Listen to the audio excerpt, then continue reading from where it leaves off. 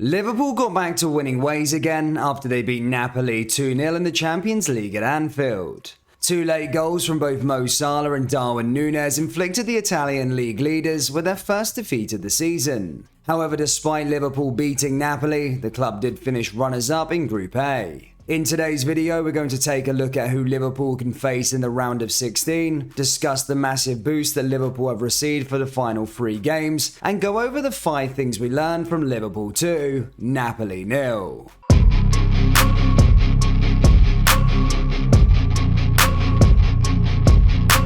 And hello everybody, welcome back to the channel guys. Before we get into today's video, please do smash that like button and subscribe to the channel for daily Liverpool content.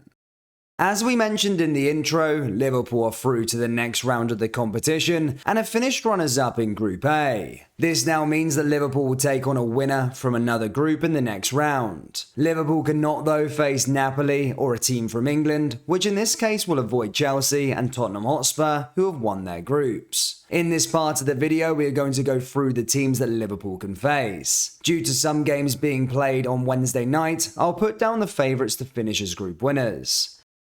FC Porto. FC Porto won Group B that occupied Atletico Madrid, Bayer Leverkusen and Club Brugge. The Portuguese champions managed to top the group with Club Brugge coming second and could be Liverpool's potential opponent. Bayern Munich.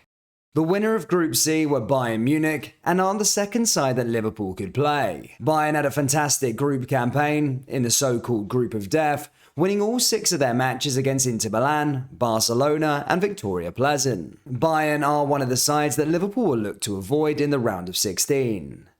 Real Madrid. At the time of recording, Group F is not settled, but Real Madrid are huge favourites to top the group as they take on 4th place Celtic at the Bernabeu, a side who are already eliminated from Europe. If an upset does happen and RB Leipzig can capitalise, then Liverpool could draw the German side. PSG or Benfica. Finally, in Group H, it is out of Paris Saint-Germain and Benfica, on whom Liverpool could play, with the table finally balanced as we go into matchday 6. Both sides are on 11 points and have already qualified. Currently, PSG have a better head-to-head over Benfica, so the French champions are the likely opposition that Liverpool will play. The draw for the round of 16 will be made on the 7th of November. Now that's out of the way, let's discuss the big boost that Liverpool have received going into the final 3 games before the World Cup break. Liverpool have been hit with a large amount of injuries so far this season, and in last night's game, James Milner was brought off against Napoli with a head injury. The veteran produced an all-action display in the right-sided midfield role, but took a blow to the side of the head late on in the first half, which drew blood. After receiving treatment on the pitch, Milner was able to carry on, but though he emerged from the second half, he signalled to come off just 1 minute after the restart. Harvey Elliott took his place with there seeming to be swelling and discoloration on the 36-year-old's forehead, which rightly led to concerns over a possible concussion. However, despite the panic, it seems as though James Milner will be okay and should be back available for selection for Sunday night's clash against Tottenham Hotspur. This of course is a huge boost as Milner has been so versatile this season and is slotted in all over the park, and especially with our injuries lately, he is an important component.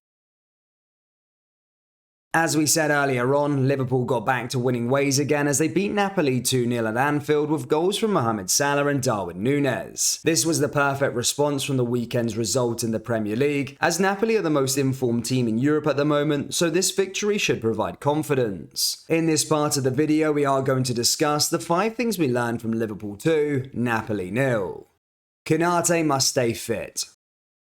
The reintroduction of Konate is one that all Liverpool fans will welcome with both arms, with his calming influence on others around him. The ability to stride and carry the ball from centre-back was impressive and something Jurgen Klopp's side has lacked in recent weeks. Reducing Serie A's leading goal scorer, Victor Osimhen, to no clear-cut chances is an achievement in itself. Front foot, solid and progressive on the ball, it was a typical showing from the number 5. Konate was the winner in 5 of his duels during his 90-minute showing, winning possession back 6 times and recorded 40 accurate passes. The Frenchman will hope to continue this sort of performances in weeks to come, and we as fans certainly are glad to have him back, but must remain fit.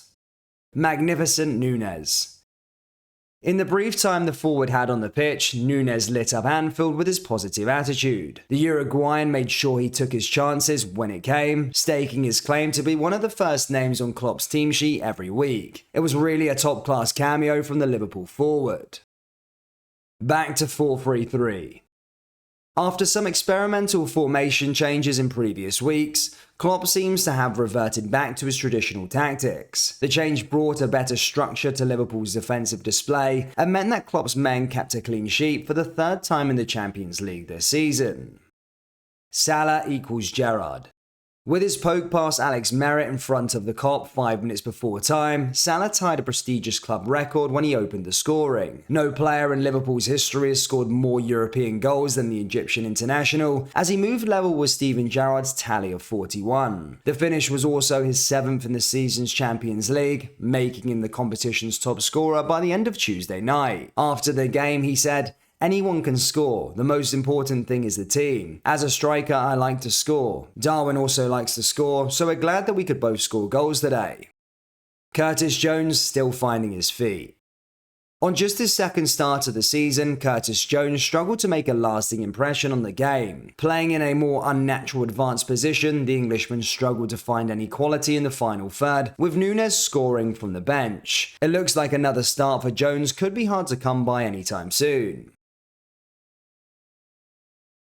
Tuesday night's clash against Napoli also seen Jurgen Klopp take charge of his 400th game as Liverpool manager, celebrating victory number 249. It's a stint that's produced countless memories and 6 major honours so far, with Tom Watson, Bill Shankly and Bob Paisley the only other custodians in the club's history to reach the 400 figure.